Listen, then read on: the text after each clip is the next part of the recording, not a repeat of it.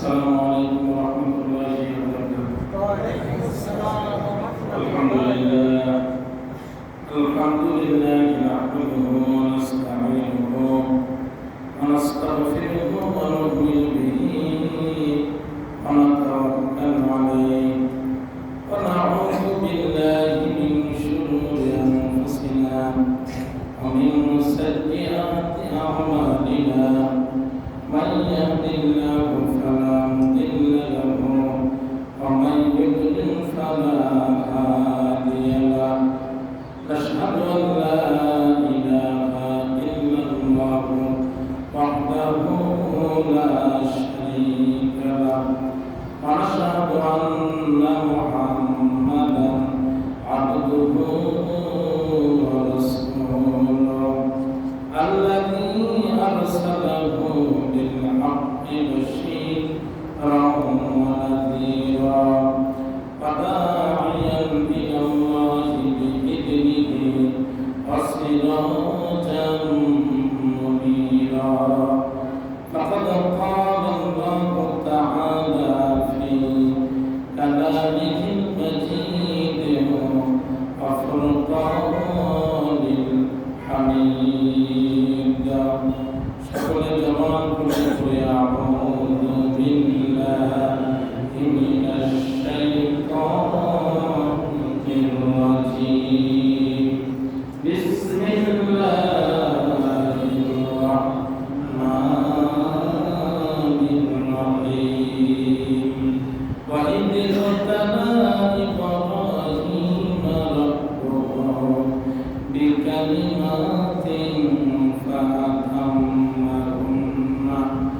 قال إني جاعلك للناس إماما قال ومن ذريتي قال لا ينال عهد الظالمين. صدق الله العظيم. الحمد لله. সমস্ত প্রশংসা মহান আল্লাহ সুবহানাহু ওয়া তাআলার জন্য, যিনি আমাদেরকে পবিত্র জুমার দিনে সর্বব্যস্ততার মধ্য দিয়ে আল্লাহ সুবহানাহু ওয়া তাআলা শরীরকে সুস্থ রেখে সব ধরনের বালা মুসিবত থেকে আমাদেরকে হেফাজত করে আমাদেরকে তার ঘরে আসবার জন্য বসবার জন্য সুযোগ করে দিয়েছেন এবং কোরআন কারীম থেকে কিছু কথা শুনবার জন্য বলবার জন্য সুযোগ দিলেন। এজন্য আমরা মহান মুনিবের দরবারে সমস্যার শুকরিয়া আদায় করি। সকলে বলছে আলহামদুলিল্লাহ, আলহামদুলিল্লাহ, আমরা বলছে আলহামদুলিল্লাহ, আলহামদুলিল্লাহ। সালাম আমাদের প্রাণপ্রিয় নেতার প্রতি, যার আদর্শ বাস্তবায়ন করার মাধ্যমে এই পৃথিবীতে শান্তি আসতে পারে। আমরা আমাদের মহান নেতার প্রতি দরুদ পড়ানো নিয়ে দরুদ ও সালাম পেশ করছি। সকলে বলি সাল্লাল্লাহু আলাইহি ওয়াসাল্লাম। আমি নিজেও দোয়া চাই এবং যারা অসুস্থ সকলের জন্য আমরা দোয়া করছি। আমার এই 2-3 দিন হলো একটু গলার সমস্যা, রাতে ঘুম কম হওয়ার কারণে বিভিন্ন কারণে আর কি। আমি আপনাদের দোয়া চাই যে আল্লাহ সুবহানাহু ওয়া তাআলা যেন সুস্থ দান করে বলে আমিন। এবং আমি আপনাদের জন্য দোয়া করি, আমাদের মধ্যে যারা অসুস্থ আছে আল্লাহ সুবহানাহু ওয়া তাআলা সকলকে শিফায়ে কামিলা আজিলা আল্লাহ দান করুন বলে আমিন। আমি আপনাদের সামনে গত জুমায় সূরা বাকারার 124 নম্বর আয়াত আমি আপনাদের সামনে তেলাওয়াত করেছিলাম। সেখান থেকে হযরত ইব্রাহিম আলাইহিস সালামের জীবনে বিভিন্ন পরীক্ষা সম্পর্কে আলোচনা করছিলাম। সে আলোচনা করতে গিয়ে যেখান থেকে শেষ করেছি এই জুমায় সেখান থেকে শুরু করতে যাচ্ছি। আল্লাহ সুবহানাহু ওয়া তাআলা আমাদের সকলকে আলোচনা বুঝে বক্তা এবং শ্রোতা উভয়কে আমল করার জন্য তৌফিক দান করুন আমিন। প্রিয় ভাইরা, যখন ইব্রাহিম আলাইহিস সালাম তাদেরকে বললেন যে আপনারা আল ফালু হাদা কাবীরুহুম, এই যে বড়টা যেটা আছে হাদা ফাসতাদুহুম, এটাকে জিজ্ঞেস করে দেখেন, ও বলতে পারবে যে এই মূর্তিগুলো কে ভেঙেছে। ইনকানু ইয়ান্তিকুন, যদি মূর্তিগুলো কথা বলতে পারে ওদের কাছে আপনি জিজ্ঞেস করেন, ও বলতে পারবে যে কারা এই ধরনের আচরণ করেছে মূর্তিগুলোর সাথে। এই কথা যখন বললেন তখন উপস্থিত যারা ছিলেন আল্লাহ রাব্বুল আলামিন কোরআন কারিমে বলছেন সুম্মা নুকিসু আলা আল্লাহ বলেন লজ্জায় ওদের মাথাটা নিচু হয়ে গেল। ওরা তখন নিচের দিক হয়ে বলতেছিল লাকাদ আলিমতা, লা মানে অবশ্যই, কদ মানে অবশ্যই। ইব্রাহিম আলাইহিস সালামকে বলছে লাকাদ আলিমতা, হে ইব্রাহিম তুমি তো খুব ভালো করে জানো, অবশ্যই জানো, কারণ ছোটবেলা থেকে তুমি আমাদের মধ্যে বড় হয়েছো। তোমার বাবা মূর্তি তৈরি করে বাজারে বিক্রি করে, সুতরাং এটা তো তোমার খুব ভালো করে জানা আছে। মা হাউলাই ইয়ান্তিকুন, এই মূর্তিগুলো আমাদের এই উপাস্যগুলো তো কোনো কথা বলতে পারে না, এটাও তুমি খুব ভালো করে জানো। এই কথা যখন ওই জাতির লোকগুলো নিজের মুখে স্বীকার করলো, ইব্রাহিম আলাইহিস সালাম সেই সুযোগে দাওয়াতি কাজ করলেন। ইব্রাহিম আলাইহিস সালাম বলতেছেন, ক্বালা, তিনি বললেন, আফাতা'বুদুনা মিন দুনিল্লাহ, আফাতা'বুদুনা, তাহলে কেন ইবাদত করো, মিন দুনিল্লাহ, আল্লাহকে বাদ দিয়া কেন এই মূর্তিগুলোর পূজা করো? তোমাদের নিজের মুখে স্বীকার করলা এই মূর্তিগুলো কোনো কথা বলতে পারে না, তাহলে কেন এই মূর্তিগুলোর পূজা করো? মা লা ইয়ানফাউকুম শাইআ, এরা তোমাদের কোনো উপকার করতে পারবে না, ওয়ালা ইয়াদুররুকুম, তোমাদের কোনো ক্ষতিও করতে পারবে না, উপকারও করতে পারে না, ক্ষতিও করতে পারে না। উফিল লাকুম, তোমাদের জন্য আফসোস, তোমাদের জন্য আফসোস। ওয়ালিমা তা'বুদুনা মিন দুনিল্লাহ, কেন তোমরা আল্লাহকে বাদ দিয়ে এই মূর্তিগুলোর পূজা করো? আফালা তা'কিলুন, তোমাদের কি আক্কেল নাই, বোঝার ক্ষমতা নাই, তোমাদের কি চিন্তা শক্তি নাই? তোমাদের যদি চিন্তা শক্তি থাকতো তাহলে সেই মূর্তিগুলো কথা বলতে পারে না, উপকার ক্ষতি করতে পারে না, নিজের গায়ে মশা মাছি করলে তাড়াতে পারে না, পশ্চিমকালেও তোমরা ওই মূর্তিকে রব বলে স্বীকার করতে না, ঠিক না? তোমাদের কি আক্কেল নাই? এই কথা যখন বললেন, বলার পর ওই দেশের সময় যে নমরুদ ছিল, যে শাসক ছিল, ওই শাসক তখন তার সামনে রাগান্বিত স্বরে ইব্রাহিম আলাইহিস সালামের সঙ্গে বিভিন্ন কথোপকথন শুরু করলেন। তার সঙ্গে তর্ক শুরু হয়ে গেল, বাহাস শুরু হয়ে গেল। আল্লাহ রাব্বুল আলামিন কোরআনুল কারীমের ভিতর বলছেন, আলাম তারা ইলাল্লাযী হাজ্জা ইব্রাহিম, হে রাসূল আপনি কি দেখেন নাই? হে রাসূল আপনি কি চিন্তা ভাবনা করেন নাই? আপনি কি গবেষণা করেন নাই? ওই যে ইব্রাহিম আলাইহিস সালামের সঙ্গে যখন তার রব ব্যাপারে তার সঙ্গে তর্ক বিতর্ক আরম্ভ হয়ে গেল। ইদা ক্বালা ইব্রাহিম, ইব্রাহিম আলাইহিস সালাম ওদের সামনে উচ্চ স্বরে বললেন, রব্বি আল্লাযী ইউহয়ী ওয়া ইউমীত, আমার রব তো তিনি যিনি আমার জীবন এবং মরণ দেন। তোমরা আমার সঙ্গে তর্ক করতেছো, তোমরা এমন এক মূর্তির পূজা করো যে মূর্তির কোনো প্রাণ নাই, নিজের উপকার করতে পারে না, তোমাদের উপকার করতে পারে না, তোমাদের কোনো ক্ষতিও করতে পারে না, নিজের জীবন নাই, অন্যকে জীবন দেবে করতে গেলে।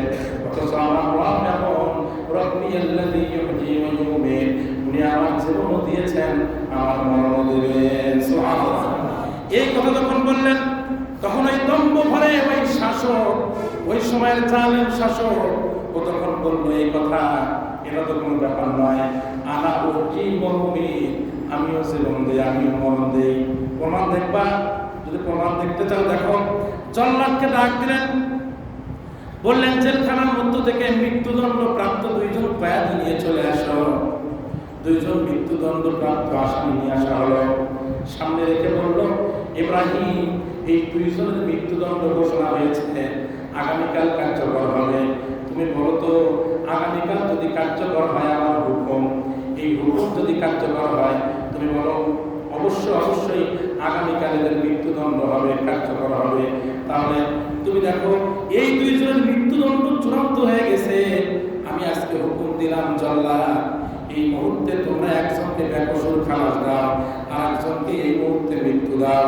দেখছো ইব্রাহিম, দুইজনেরই মৃত্যুদণ্ড হয়েছিল, দুইজনের মৃত্যু অবসম্ভব হয়েছিল, কিন্তু আমি একজনকে বাঁচাইয়া দিলাম, আর একজনকে মৃত্যু দিলাম।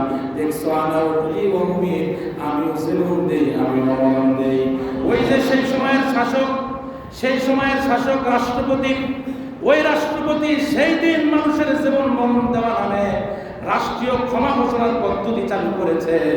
কিয়ামত পর্যন্ত এরকম আছে, এরকম শাসক গোষ্ঠী আছে, রাষ্ট্রীয়ভাবে চূড়ান্ত রায় হওয়ার পরও রাষ্ট্রীয়ভাবে জীবন মরণ দেওয়ার ক্ষমতা নিজের হাতে রেখে দিয়ে রাষ্ট্রীয় ক্ষমা ঘোষণার পদ্ধতি রেখে দিয়েছে। কথা বলেন ঠিক কিনা? বাংলাদেশে একজন জোসেফ নামে সেনাবাহিনীর প্রধানের এক ভাই জোসেফ নামে শীর্ষ সন্ত্রাসী ছিল। সেই সন্ত্রাসীকে রাষ্ট্র ক্ষমা করে দিয়েছে আর আল্লামা সাইদিকে 13 বছর জেলখানায় রেখেছে। ওই ইব্রাহিম আলাইহিস সালামের সময় নমরুদ আনা উহজি উম্মিদ বলে যেই কাজ করেছিল, এখনকার জালেমরাও একই পদ্ধতিতে কাজ করে। প্রিয় ভাইরা আমার, পার্থক্য খোঁজার কোনো সুযোগ নাই। জালেমরা এরকমই, ওরা আলেমদেরকে বিভিন্ন ফতোয়া দিয়া ইব্রাহিম আলাইহিস সালামকে বুঝাচ্ছিল আমি জীবন দেই, আমি মরণ দেই। এরকম করে জালেমরা আলেমদেরকে বিভিন্ন প্রস্তাবনা দিয়ে ওরা বোঝানোর চেষ্টা করেছিল যে তোমরা যদি আমাদের কাছে ক্ষমা চাও আমরা তোমাদেরকে মাফ করে দেব, তোমরা যদি কোরআন প্রতিষ্ঠার কাজ না করো তোমাদেরকে মাফ করে দেব। কিন্তু ইব্রাহিম আলাইহিস সালাম যেমন নমরুদের কাছে মাথা নত করে না, আজকেও যারা ইমানদার তারা ফাঁসির দড়ি গলায় নিয়েছে, কিন্তু জালেমের কাছে 1 মিনিট 1 সেকেন্ডের জন্য মাথা নত করে না। প্রিয় ভাইরা আমার, একথা বলার পর ইব্রাহিম আলাইহিস সালাম খানিকটা সময় একটু হতভম্ব হয়ে গেলেন, যেমন কাজ করে ফেললো।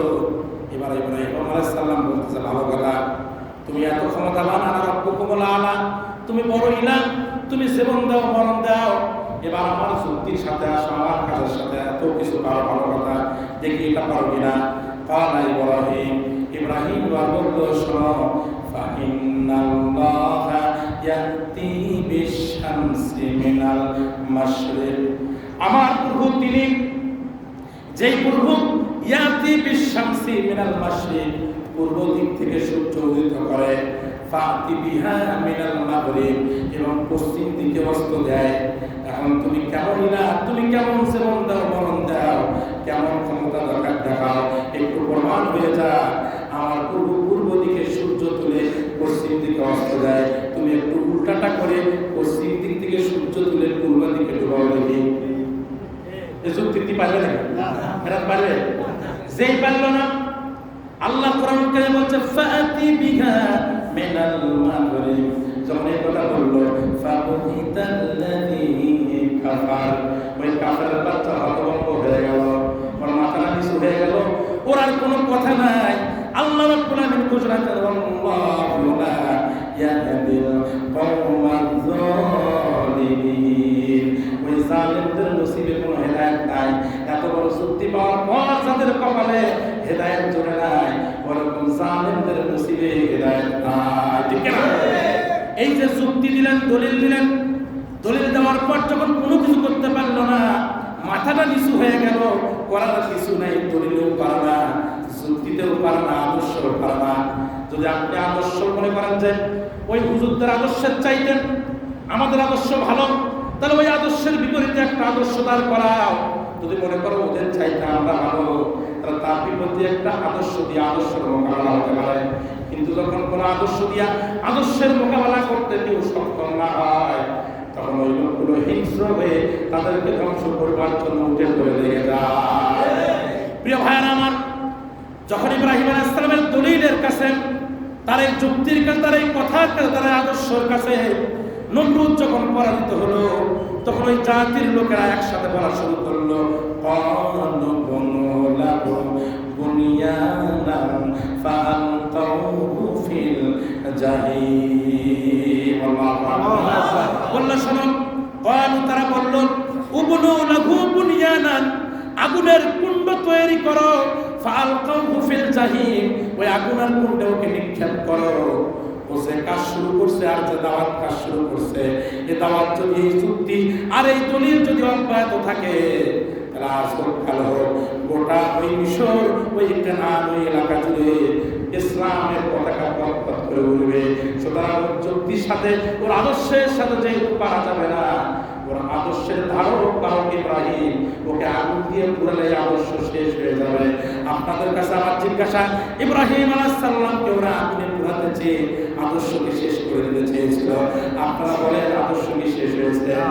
কিয়ামত পর্যন্ত ইব্রাহিম ইব্রাহিমের উত্তর শুনিদেরকে এরকম করে ওরা যখন যোগ্যতায় পারবে না, আদর্শে পারবে না, তখন ইব্রাহিমের মতো হত্যার পরিকল্পনা করবে।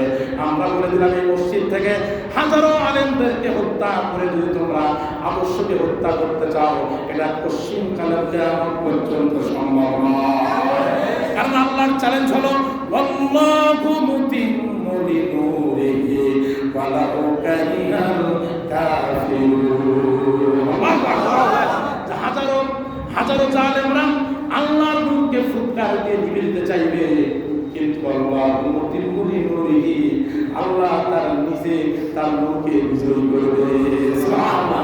সুতরাং ফাঁসির দড়ি, জেল, জুলুম আর মামলা হামলা দিয়া কোন আদর্শকে দমানো যায় না, বরং গাছের গোড়া কেটে দিলে ওই গোড়া থেকে যেমন হাজারো ডালপালা বের হয়ে হাজারো গাছের সৃষ্টি হয়। একজন আলেমকে হত্যা করবা, তার গোড়া থেকে লক্ষ আলেম কথা বলার জন্য তৈরি আছে। প্রিয় ভাইয়েরা আমার, ইব্রাহিম আলাইহিস সালাম ওরা যখন বলল ক্বালু হাররিকুহু ওয়ানসুরু, মারাত্মক কথা দেখেন, ক্বালু তারা বলল হাররিকুহু, তোমরা আগুন জ্বালাও, ওয়ানসুরু আলিহাতাকুম ইন কুনতুম ফাইলিন, যদি তোমরা তোমাদের উপাস্যদেরকে খুশি করতে চাও। তোমরা যদি তোমাদের মূর্তি, দুইটা অর্থ, এক নাম্বার অর্থ হলো যদি তোমরা আমার নমরুদ যে শাসক আছে ওই শাসককে যদি খুশি করতে চাও, অথবা যদি তোমরা যে মূর্তিগুলোকে রব মনে করছো এই মূর্তিগুলোকে যদি তোমরা খুশি করতে চাও, ওদেরকে যদি সহযোগিতা করতে চাও, তাহলে নমরুদকে আগুনে ফেলা ছাড়া অন্য কোনো উপায় নাই। তাহলে নমরুদ ইব্রাহিম আলাইহিস সালামকে আগুনে ফেললে জালেম খুশি হয়, ঠিক না বলেন? ইব্রাহিম আলাইহিস সালামকে আগুনে ফেললে ওই মূর্তি খুশি হবে, এই কথা ওরাই বলেছে যারা জালেম, ঠিক না বলেন? প্রিয় ভাইয়েরা আমার, ইব্রাহিম আলাইহিস সালামের বিরুদ্ধে এই সিদ্ধান্ত যখন হয়ে গেল, আলোচনা সংক্ষেপ করব, আগামী 2 জুমার গুরুত্বপূর্ণ আলোচনা করতে হবে। এজন্য আলোচনা সংক্ষেপ করে ইব্রাহিম আলাইহিস সালামকে যখন আগুনে নিক্ষেপ করা হলো, আল্লাহ রাব্বুল আলামিন ইব্রাহিম আলাইহিস সালাম হাসবুনাল্লাহু ওয়া নি'মাল ওয়াকিল নি'মাল মাওলা ওয়া নি'মান নাসীর, এই কথা বলে যখন আগুনের মধ্যে ঢুকে পড়ল, আল্লাহ রাব্বুল আলামিন আগুনকে বললেন কুলনা ইয়া নারু কুনি বারদাও ওয়া সালামান আলা ইব্রাহিম। হে আগুন, ইয়া নার, হে আগুন, কুনি হয়ে যাও, বারদান ঠান্ডা হয়ে যাও, ঠান্ডা বেশি হলে আমার ইব্রাহিমের কষ্ট হবে, সুতরাং সালামান, এমন ঠান্ডা হয়ে যাও ইব্রাহিম আলাইহিস সালাম যেন শান্তিতে থাকতে পারে। সুবহানাল্লাহ। আল্লাহ বলে দিলেন আগুনকে, আল্লাহর সৃষ্টি আগুন, আল্লাহ হুকুম দিয়ে দিলেন ঠান্ডা শুধু হবে না, সালামান, শান্তিদায়ক হয়ে যাও। শান্তিদায়ক হয়ে গেল, এমনকি ইব্রাহিম আলাইহিস সালাম যখন ওই আগুন থেকে বের হয়ে আসলেন, ইব্রাহিম আলাইহিস সালাম বলেছেন আমার এই দীর্ঘ জীবনের মধ্যে আমি আগুনের মধ্যে যে কয়দিন ছিলাম এত শান্তি আমি আর কোথাও পাই না। প্রিয় ভাইরা আমার, আল্লাহর পরীক্ষায় যদি উত্তীর্ণ হতে পারে মনের মধ্যে শান্তি পাওয়া যায়, ভালো লাগে। ইব্রাহিম আলাইহিস সালামের কথাটার প্রমাণ, ইব্রাহিম আলাইহিস সালাম বললেন আমি আগুনের মধ্যে যে কয়দিন ছিলাম আমার জীবদ্দশায় এত শান্তি আমি আর কোথাও পাই না। প্রিয় ভাইরা আমার, সে কথা আল্লাহ রাব্বুল আলামিন কোরআন কারীমে বলছেন ওয়া আরাদু বিহি কাইদান ওয়া আরাদু বিহি কাইদান, ওরা ইব্রাহিমের বিরুদ্ধে ষড়যন্ত্র করতে চেয়েছিল, ইব্রাহিমের ক্ষতি করতে চেয়েছিল, কিন্তু ফাজাআলনাহুমুল আখসারিন, ওরা ইব্রাহিম আলাইহিস সালামের ক্ষতি করতে চেয়েছিল, আর আমি আল্লাহ রাব্বুল আলামিন ওদের এমন ভাবে পরাজিত করলাম, এমন ভাবে অপমানিত করলাম, এমন ভাবে লাঞ্ছিত করলাম, কিয়ামত পর্যন্ত নমরুদকে মানুষ নমরুদ হিসেবে চেনে, জালেম হিসেবে চেনে, ভালো হিসেবে চেনে না, ঠিক না? প্রিয় ভাইরা, এখনো যারা নমরুদ মার্কা ফেরাউন মার্কা শাসক যারা আছে, ওরা যতই শান্তিতে থাকুক না কেন, এসি রুমে থাকুক না কেন, সাধারণ জনগণ, সাধারণ মুসলমান ওদেরকে জালেম ছাড়া ভালো মানুষ মনে করে না। প্রিয় ভাইরা আমার, ইব্রাহিম আলাইহিস সালাম বুঝতে পারলেন নমরুদ আমার বিরুদ্ধে উঠে পড়ে লেগেছে, আর যারা আমার হেদায়েত আমার দাওয়াত কবুল করতে চায় মনে মনে, ওদেরকেও নমরুদের ভয়ে কেউ দাওয়াত কবুল করছে না। কিন্তু একমাত্র ভাতিজা হযরত লূত আলাইহিস সালাম ইব্রাহিম আলাইহিস সালামের দাওয়াত কবুল করেছিলেন। ইব্রাহিম আলাইহিস সালাম চিন্তা করলেন, না, এই জাতির কাছে থাকা এখন ঠিক হবে না, পরিবেশ অনুকূল নয়, দাওয়াতি কাজের কোনো রকম পরিবেশ নাই। ওরা আমার যে বন্দি মেলা করা শুরু করছে। আল্লাহ রাব্বুল আলামিন তখন নির্দেশ দিলেন, ইব্রাহিম চলে যাও, কেনানে চলে যাও, কেনানে চলে যাও, ওখানে তোমাকে দাওয়াতি কাজ করতে হবে। ইব্রাহিম আলাইহিস সালাম সেখান থেকে তিনি আবার তার ভাতিজা লূত আলাইহিস সালামকে নিয়ে 70 বছর বয়সে স্ত্রী সারাকে নিয়ে লূত আলাইহিস সালামকে নিয়ে তিনজন মিলে কেনানে তিনি হিজরত করলেন।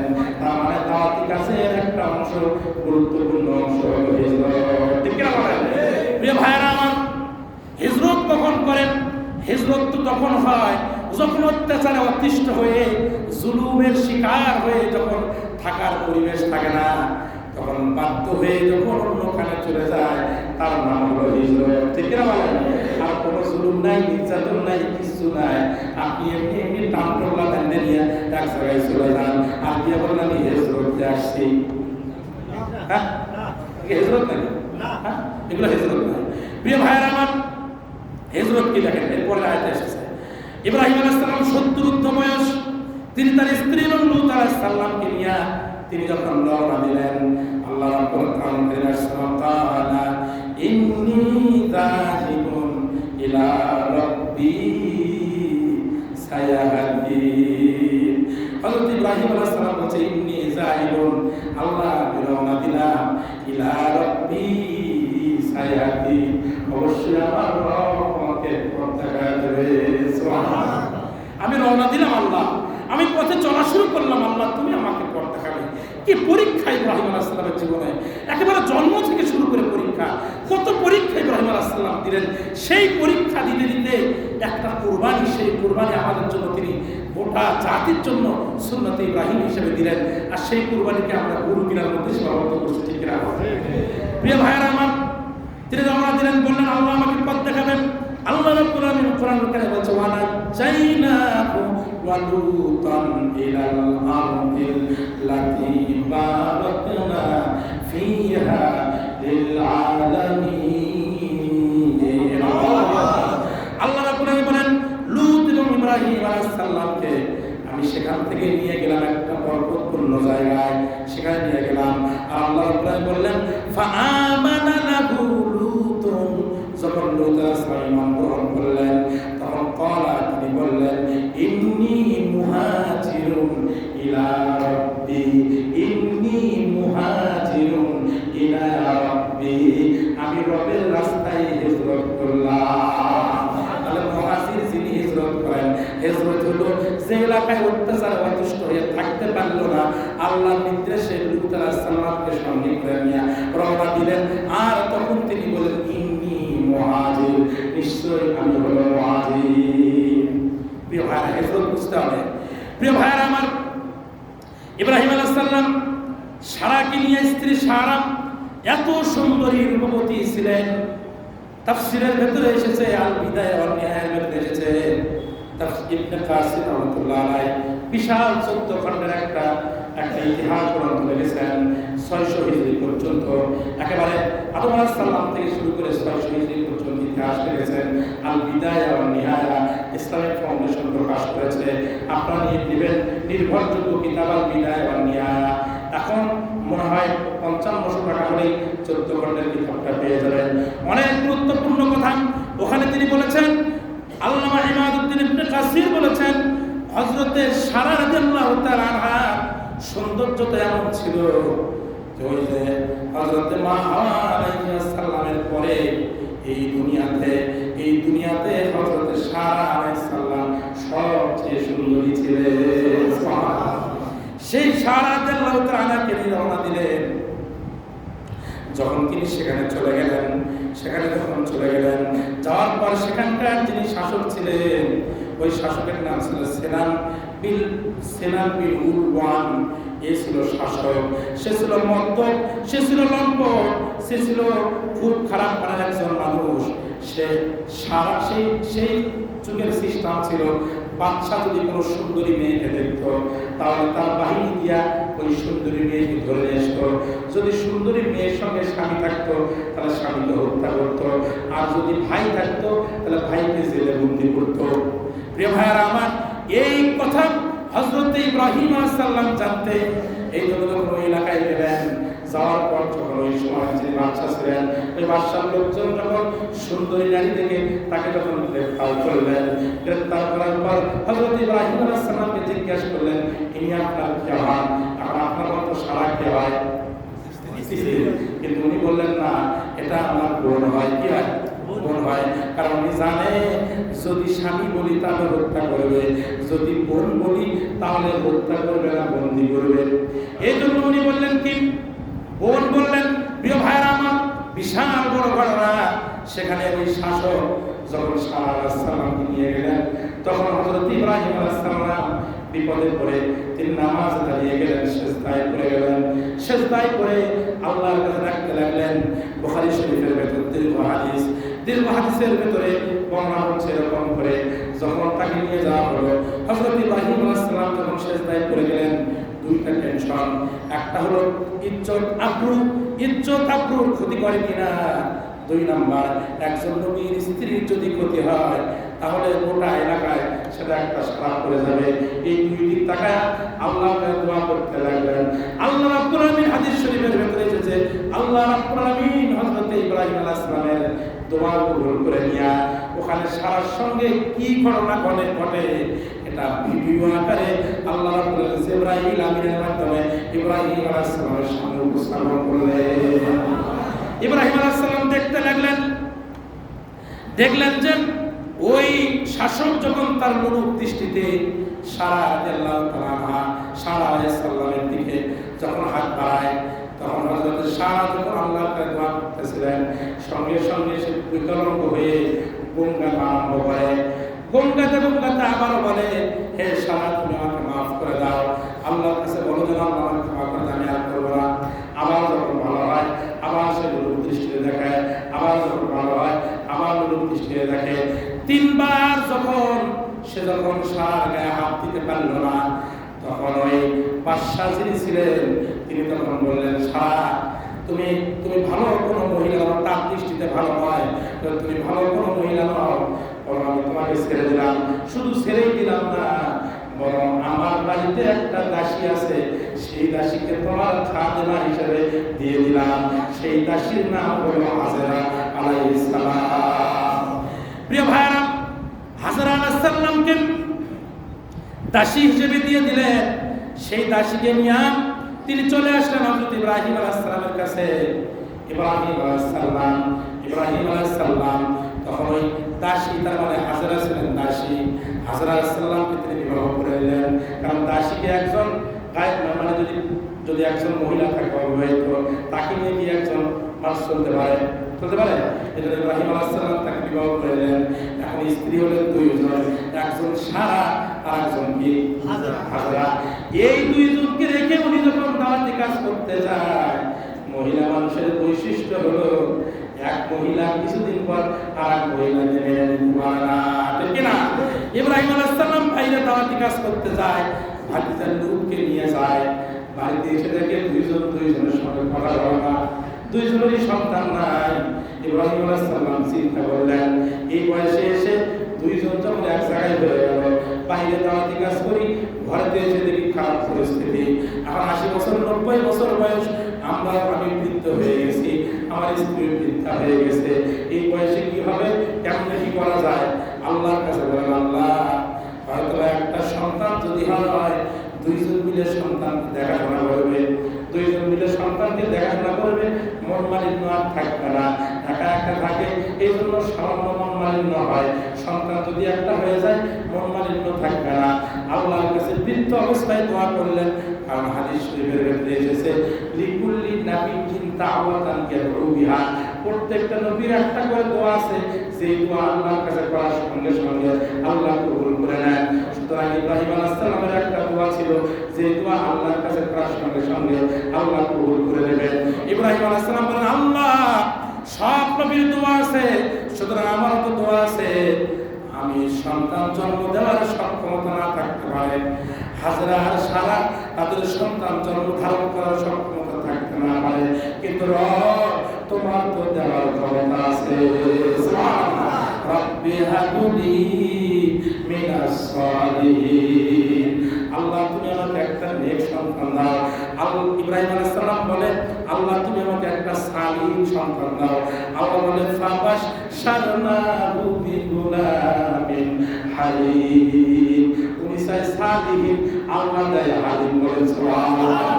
হালিম মানে হলো শুধু নেককার নয়, হালিম মানে হলো ভদ্র, মার্জিত এবং ধৈর্যের চূড়ান্ত পরীক্ষায় উত্তীর্ণ। সুবহানাল্লাহ।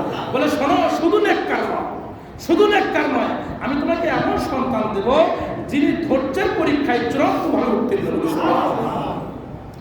সন্তান হয়ে গেল। সন্তান হয়ে যাওয়ার পর এই সন্তান হলো হাজরার গর্ভে, সারার গর্ভে হলো না। এখন আপনারা চিন্তা করেন, প্রথম স্ত্রী কে ছিলেন? সারা। হলো কার গর্ভে? হাজরা ছিল কি? খাদেমা। কি ছিল? খাদেমা। এখন আপনারা বলেন, প্রথম স্ত্রী যিনি, তার মনটা খারাপ হওয়ার কথা কিনা? সন্তান হওয়ার পর মনটা খারাপ হয়ে গেল। খারাপ তো হবে, কারণ রবের একটা পরিকল্পনা আছে।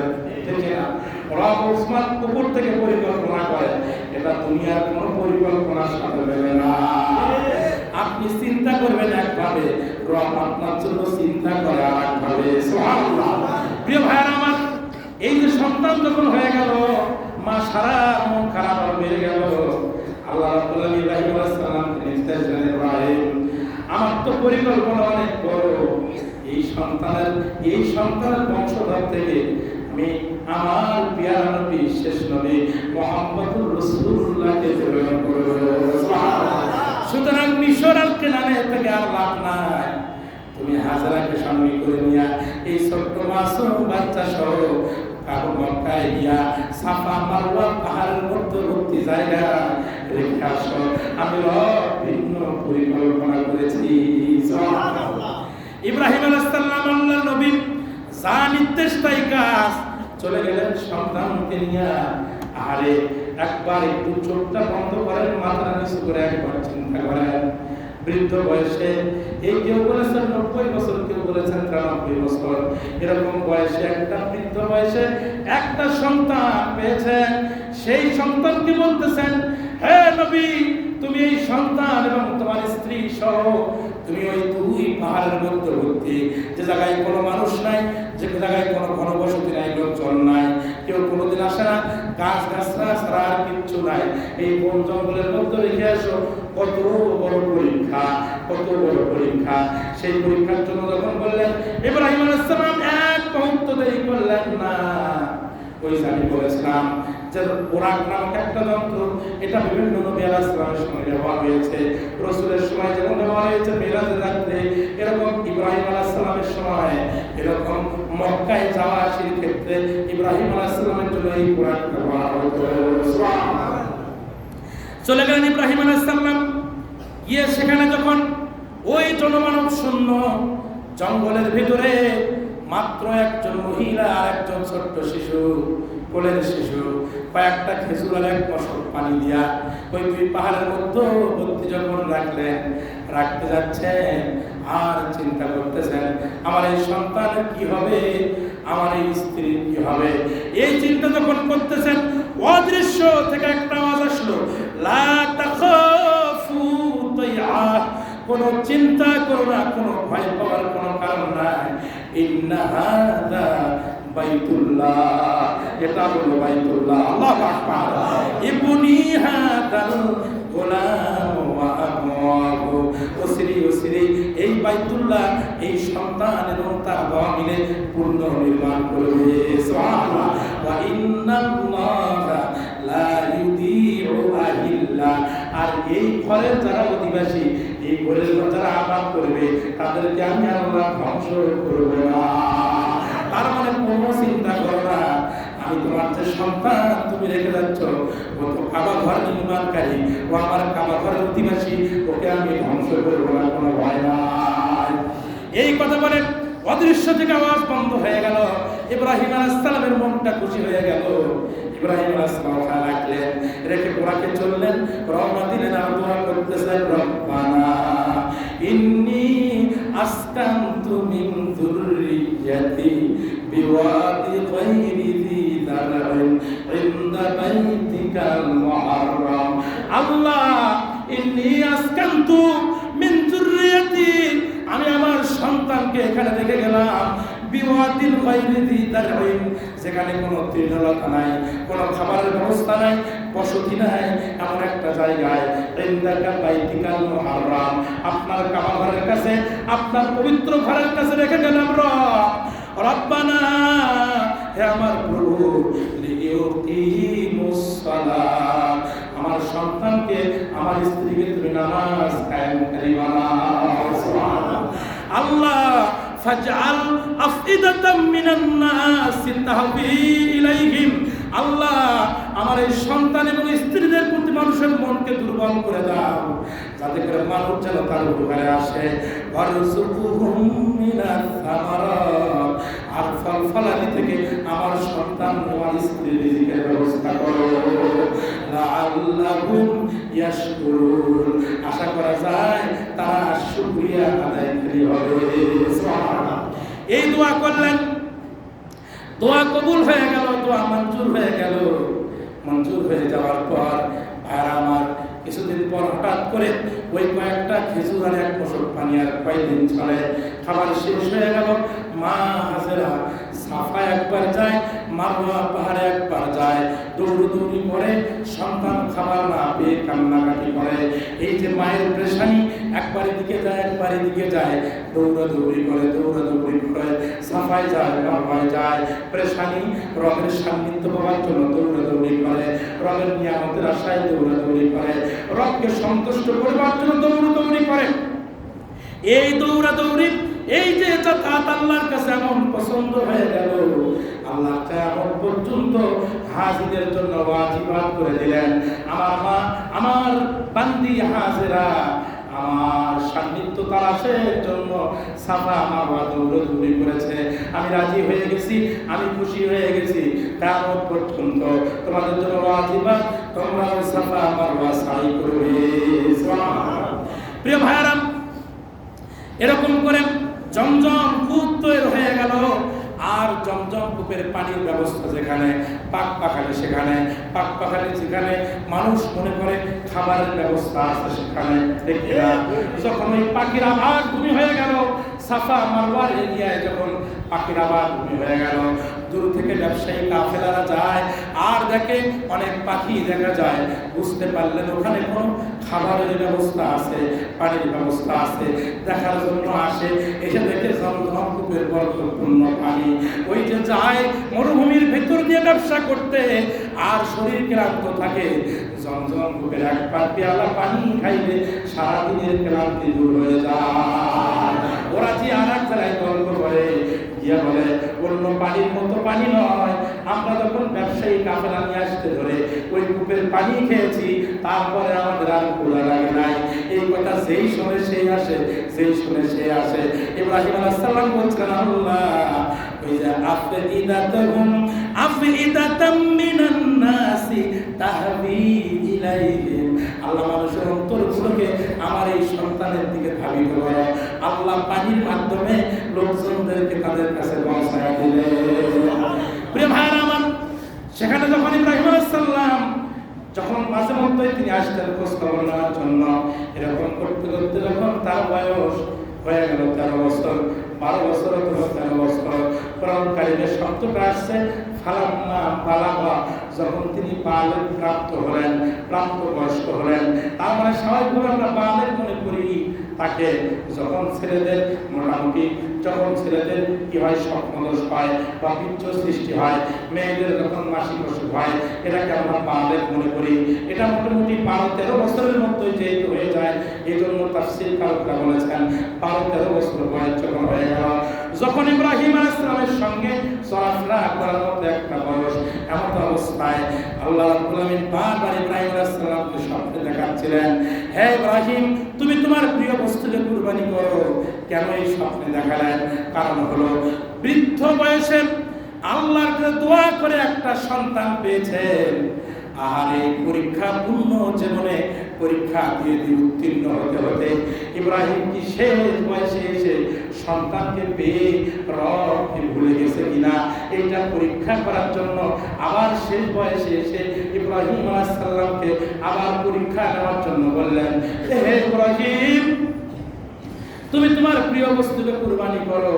ইব্রাহিম আলাইহিস সালাম প্রিয় বস্তুকে কুরবানি করবেন এই মনে করে তিনি কি করলেন, তিনি প্রথমে 10টা উট নিয়ে গেলেন, গিয়ে কুরবানি করলেন।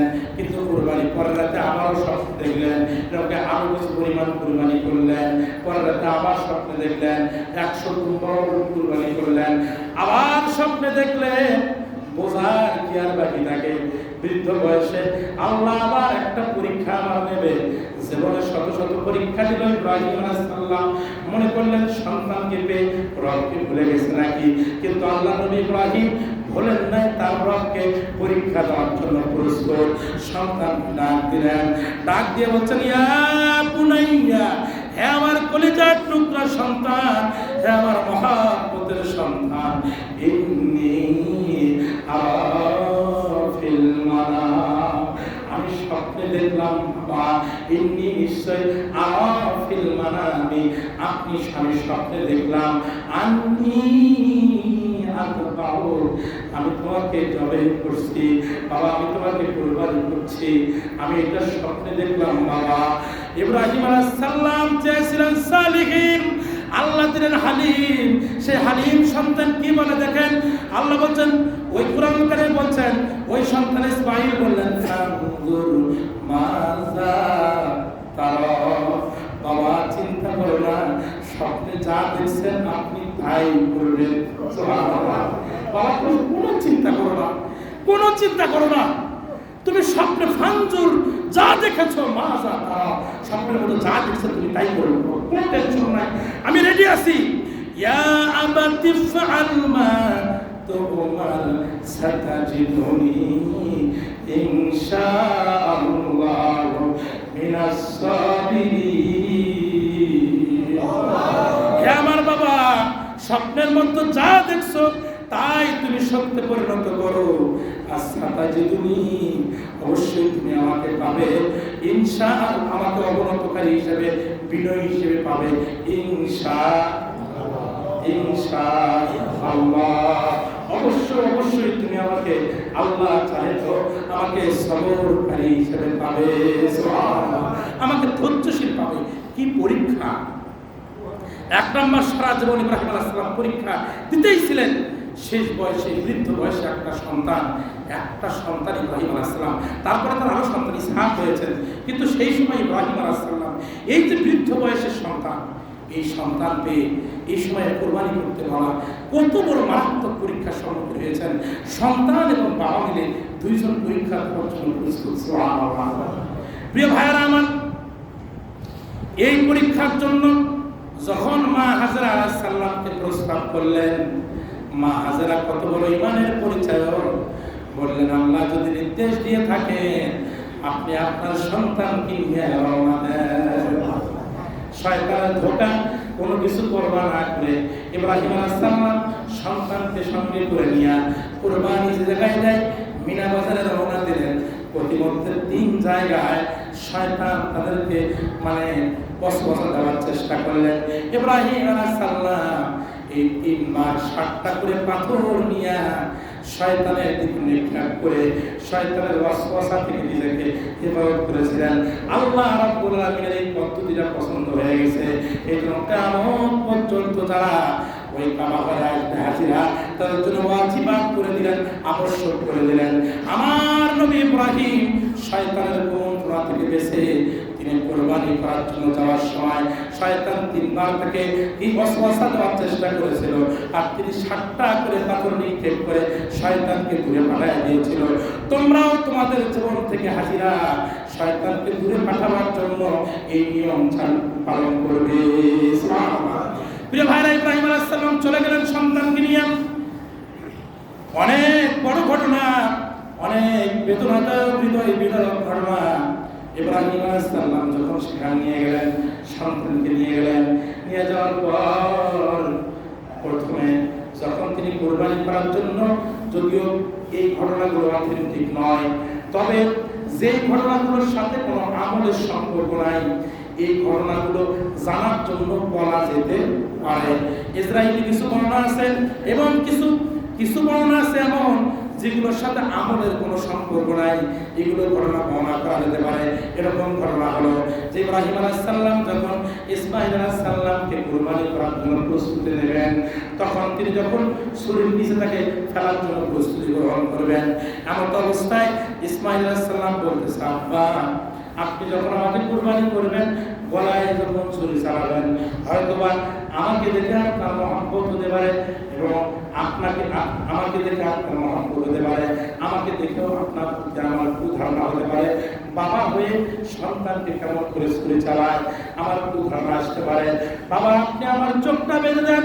আপনি নিজের চোখটাও বাঁধেন। ইব্রাহিম আলাইহিস সালাম চোখটা বেঁধে দিলেন, সন্তানকেও চোখটা বেঁধে দিলেন। এরপর বলছেন, বাবা, যখন গলায় ছুরি চালাবে তখন আমার কষ্ট হবে, হয়তোবা আমি আমার হাত পা গুলো নাড়াচাড়া করতে পারি, আপনার গায়ে লাগতে পারে, বেয়াদবি হয়ে যেতে পারে। বাবা, আপনি আমার পা এবং হাতটা বেঁধে দেন। ইব্রাহিম আলাইহিস সালাম ইসমাঈল আলাইহিস সালামের হাত পা দুটাই বাঁধলেন।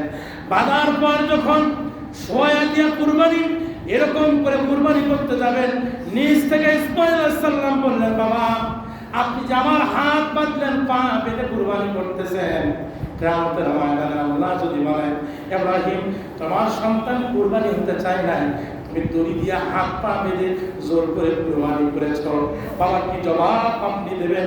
কি জবাব আমি দেব?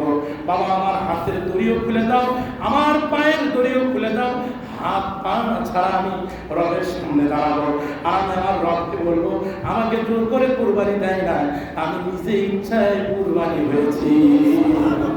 প্রিয় ভাইরা আমার, এরকম করে যখন ইব্রাহিম আলাইহিস সালাম ইসমাঈল আলাইহিস সালামকে তখন ছেড়ে দিয়া, আপনারা বলেন, এই ঘটনা যখন ঘটতেছে, আল্লাহ কি আসমানে চুপ করে আছেন?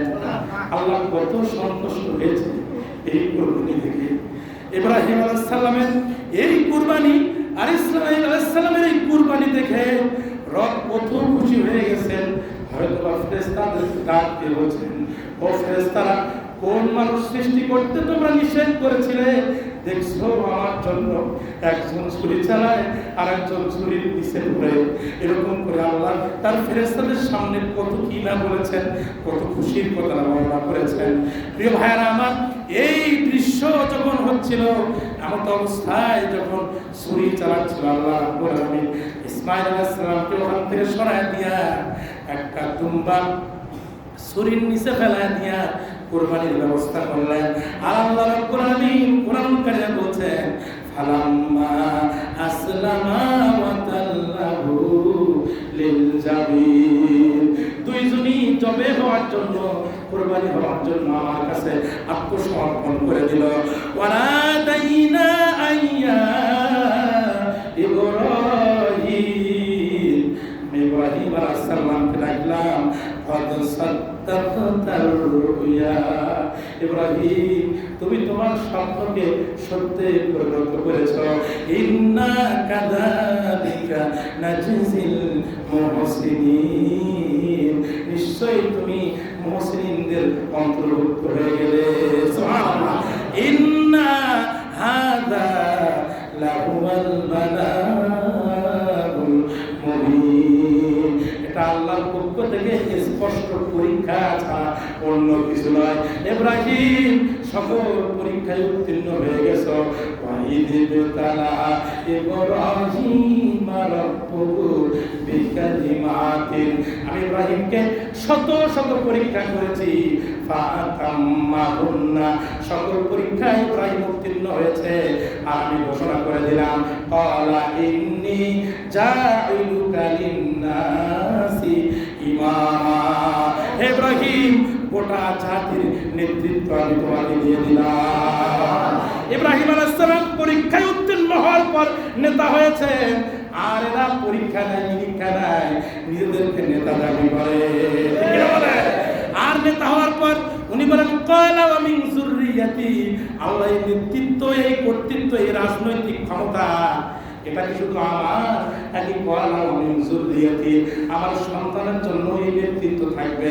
আল্লাহ বলেন ক্বালা লা ইয়ানালু আহাদিজ জালিমিন, এই নেতৃত্ব, এই রাজনৈতিক কর্তৃত্বের সিস্টেম এটা জালেমদের কাছে পৌঁছাবে না, বরং তোমার বৈধ উত্তরসূরি যারা তারা এই নেতৃত্ব দেবে, ঠিক না? এটা কার সিদ্ধান্ত? সুতরাং ইব্রাহিম আলাইহিস সালামের বৈধ সন্তান যারা, ওরাই দুনিয়াতে রাজনীতি করবে, কর্তৃত্ব করবে, দুনিয়াকে শাসন করবে। যারা ইব্রাহিম আলাইহিস সালামকে জাতির পিতা মানে না, ইব্রাহিম আলাইহিস সালামের বৈধ অনুসরণ করে না, তারা আদর্শকে লালন করে না, তারা ইব্রাহিম আলাইহিস সালামের বৈধ সন্তান হতে পারে না। যারা তার বৈধ সন্তান নয় তারা জালেম, আর এই জালেমদের দ্বারা কোনো পৃথিবী চলতে পারে না। এই পৃথিবী চলবে কোরআন দিয়া, এই পৃথিবী চলবে ইসলাম দিয়া, এই পৃথিবী চলবে রাসূলুল্লাহর আদর্শ দিয়া। এই দুইটা জিনিস বাদ দিয়া অন্য কোনো কিছু দিয়া এই পৃথিবী ভালো চলতে পারে না। আল্লাহ সুবহানাহু ওয়া তাআলা আমাদের সকলকে ইব্রাহিম আলাইহিস সালামের ত্যাগে উজ্জীবিত হয়ে জীবনযাপন করবার জন্য তৌফিক দান করুন। আমাদের একটা ঘোষণা